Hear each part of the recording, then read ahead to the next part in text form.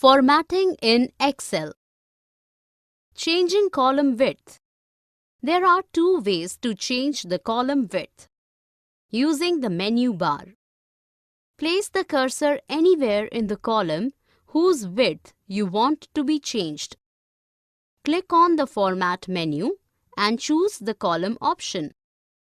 Type the column width which you want to set for the columns. By dragging. Place the cursor between the borders of the two columns heading. The pointer will change to plus symbol. Drag the mouse to right or left to change the width of the column. Changing row height. There are two ways to change the row height. Using menu bar. Place the cursor anywhere in the row whose height you want to be changed.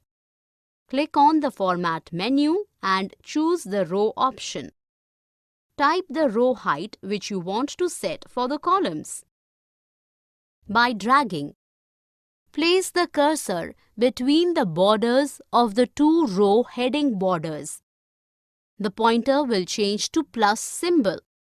Drag the mouse to up or down to change the height of the row. Changing the font attributes.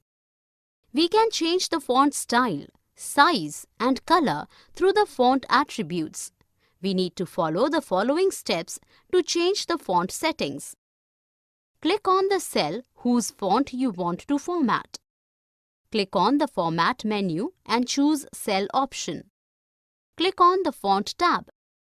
Change the font size, color, style as per your desire. Click on OK. Or we can go to Formatting toolbar and make the changes in the font attributes directly from there. For more such videos on all subjects, practice questions and a lot more, download iPrep and learn unlimited.